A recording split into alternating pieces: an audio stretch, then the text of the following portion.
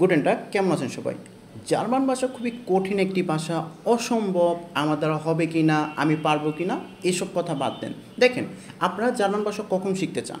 হয়তো আপনি একজন ডিপ্লোমা ইঞ্জিনিয়ার অথবা এইচএসসি সম্পূর্ণ করছেন। তো একজন ডিপ্লোমা ইঞ্জিনিয়ার অথবা এইচএসসি সম্পূর্ণ করা একজন স্টুডেন্টদের কাছে একটা ভাষা শেখা অসম্ভব কখনোই হতে পারে না। তবে হ্যাঁ, জার্মান ভাষাটা তুলনামূলকভাবে ইংরেজি ভাষা থেকে একটু কঠিন।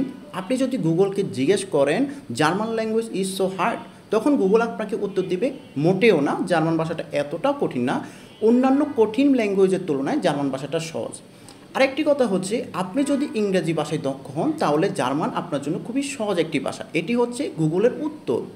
আরেকটি গুরুত্বপূর্ণ তথ্য হচ্ছে, জার্মান ভাষাটা কিন্তু জার্মান ছাড়াও অস্ট্রিয়া, বেলজিয়াম, সুইজারল্যান্ড, লুক্সেমবার্গ এই সকল দেশগুলোতে কিন্তু জার্মান ভাষাটা অফিসিয়াল ভাষা হিসেবে ব্যবহৃত হয়।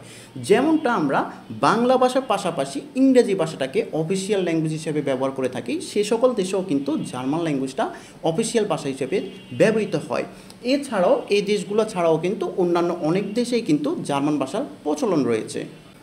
আর সবচেয়ে থেকে মজার ব্যাপার হচ্ছে কি জানেন, জার্মান ভাষাটা বর্তমানে প্রায় 15.4 মিলিয়ন মানুষ শিখতেছে, অর্থাৎ 1.5 কোটিরও বেশি মানুষ জার্মান ভাষাটা শিখতেছে। এদের মধ্যে 90% হচ্ছে স্টুডেন্ট আর 10% হচ্ছে প্রাপ্তবয়স্ক। জার্মান ভাষাটা যদি এতই কঠিন হতো তাহলে কিন্তু এই 1.5 কোটি মানুষ কিন্তু জার্মান ভাষাটা শিখতো না। যাই হোক, আপনি যদি জার্মান ভাষা শিখতে চান, আপনি ইংরেজি পারেন অথবা না পারেন তাতে কোনো সমস্যা নেই, তবে ইংরেজি জানা থাকলে আপনার জন্য সেটি প্লাস পয়েন্ট। কিন্তু আপনার মধ্যে 3টি জিনিস অবশ্যই থাকতে হবে: ধৈর্য, আগ্রহ এবং প্র্যাকটিস। প্রথমত আপনার মধ্যে ধৈর্য থাকতে হবে, কারণ জার্মান ভাষাটা দীর্ঘমেয়াদী হয়ে থাকে। যেমনটা আমি আমার ছাত্রদেরকে কিন্তু জার্মান B1 কিন্তু 7 মাসে কমপ্লিট করাই, অর্থাৎ এই জিনিসটা কিন্তু অন্যান্য জায়গায় কোথাও B1টা শিখতে 9 মাসও লাগে, কোথাও 10 মাসও লাগে।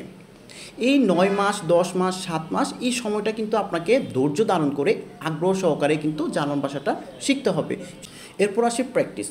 রিসেন্টলি একজন ভাই আমাকে মেসেজ করলো, ভাই আপনার কাছে আমি জার্মান ভাষা শিখবো। আমি বললাম ইটস ফাইন, আপনি আমাদের কোর্সে ভর্তি হয়ে যান। তারপর ওনার সাথে কথা বলে জানতে পারলাম যে উনি জব করে।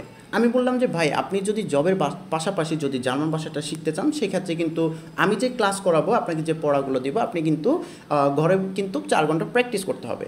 তারপর উনি আমাকে উত্তর দিল, ভাই আমি যদি বাসায় যদি 4 ঘন্টা পড়ালেখাই করি তাহলে আপনার কাছে আমি জার্মান ভাষা শিখতে যাবো কেন?